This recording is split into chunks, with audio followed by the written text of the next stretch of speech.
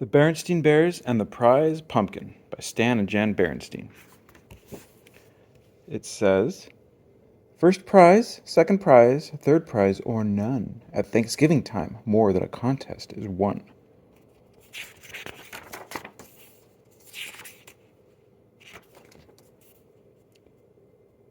Pumpkins are just like everything else in nature, said Papa Bear as he and the cubs finished weeding the pumpkin patch.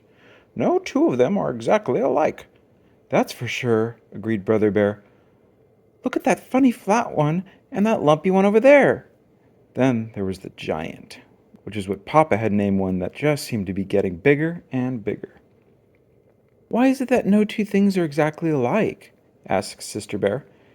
It's just the way nature is, answered Papa. Time to wash up for supper, called Mama Bear from the treehouse steps.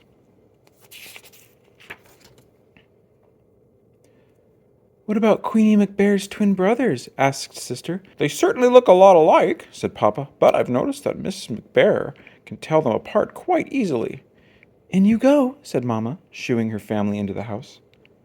But Sister didn't go right in. She stood on the stoop for a moment and looked out over bear country. It was well into fall, so the days were getting shorter. Halloween had come and gone. Pretty soon the bears would start thinking about Christmas. But right now, bear country was aglow in the setting sun. Farmer Ben's well-kept farm looked especially fine, with its baled hay, corn shocks, and pumpkins casting long shadows. I guess nature's pretty amazing, Sister said as she looked out over the beautiful scene. It's the most amazing thing there is, said Mama. Come on now, in you go. Farmer Ben's farm sure looks beautiful in the setting sun, said Sister, as the family sat down to supper. Humph, said Papa grumpily. Farmer Ben's not such a much. Not such a much, said Mama. Why, Ben is the finest farmer in bear country, and besides, he's one of your best friends. That may be so, said Papa, but earlier today he came by and said, Nice little pumpkin patch you've got there, Papa. What he said is true, said Mama, especially compared to his fields and fields of pumpkins. That may be so too, grumped Papa, but I didn't like the way he said it. He sort of chuckled. My patch may be small, but the giant is big. It may be the biggest and best pumpkin in all bear country. What do you think about that?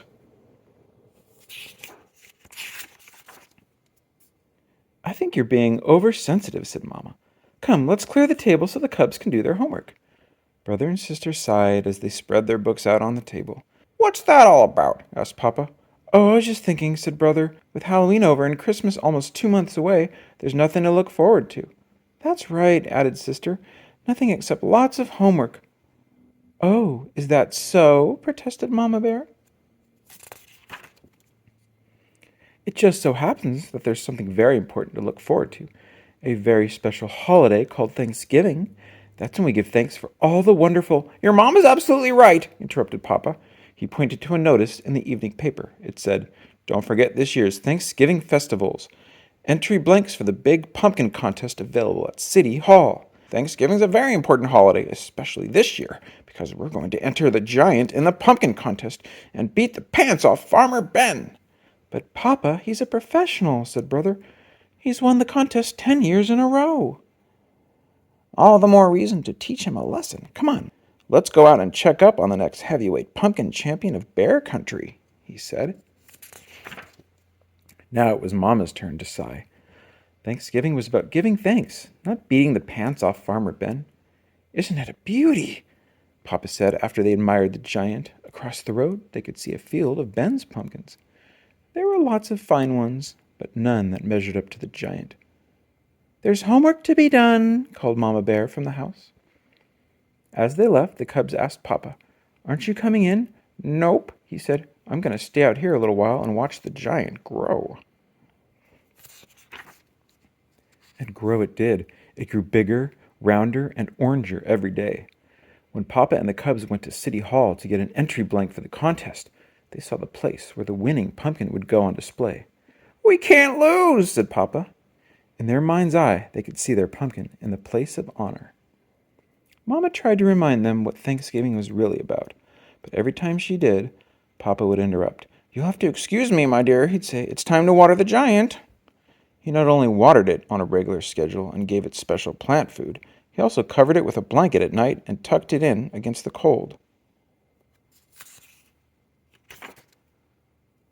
One afternoon, the cubs got off the school bus with something important to tell Papa. But they were stopped in their tracks by what they saw. He was talking to the giant. "Come on, old buddy, you can do it. Suck up that water. Take in that sunlight." Mama explained that Papa had bought a book from the swindler Raffish Ralph about how to encourage your plants to grow by talking to them. "Well," said Brother, "I don't suppose it can do any harm." "It sure could harm his reputation," said Sister, "if anybody saw him talking to a pumpkin."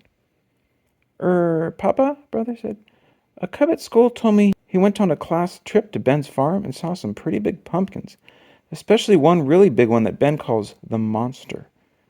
"We've got to get a look at it," said Papa. That evening, Papa and the cubs climbed through the fence into Farmer Ben's field. They saw some good-sized pumpkins, but none to match the giant. "Maybe it's behind the barn," whispered Papa. Suddenly a light shone on them, and they heard Ben shout, "Prowlers in the pumpkin field! Get me my pitchfork!" They got out of there so fast, Papa tore his overalls climbing through the fence. "What have you been up to?" asked Mama Bear when they got home. "Nothing much," said Papa, "just strolling in the moonlight." The weekend before Thanksgiving arrived, and it was time for the big festival. The Bear family got there just in time. The pumpkin judging was about to begin. There were many fine pumpkins in the contest, but Papa was sure that none could measure up to the giant until he saw the monster. It was at least as big and round and orange as his pumpkin, and maybe, just maybe, a little bigger, rounder, and oranger. The bears waited nervously while the judges studied, measured, and weighed, and then studied, measured, and weighed some more. Finally, they made their announcement. "The first prize winner and still champion!" Of course, that meant Farmer Ben had won. It was close. It turned out that Ben's monster was just a little bigger, rounder, and oranger than Papa's giant. But that wasn't the worst of it. The giant didn't even come in second. A beautiful pumpkin grown by Ms. McGrizz won second prize. The giant came in third. Papa and the cubs were crushed and very quiet as they pushed their third prize winner home. It wasn't until they reached the crest of a hill that overlooked bear country that Mama decided to have her say.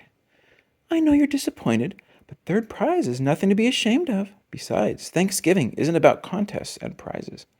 It's about giving thanks. And it seems to me that we have a lot to be thankful for." Perhaps it was Mama's lecture, or maybe it was how beautiful bear country looked in the sunset's rosy glow. But whatever the reason, Papa and the cubs began to understand what Mama was talking about. Even more so, on Thanksgiving Day, after the bears gave thanks for the wonderful meal they were about to enjoy, Sister Bear gave her own special thanks. "I'm thankful," she said, "that we didn't win first prize. If we did, the giant would be on display in front of a city hall instead of being part of the yummy pies we're going to have for dessert."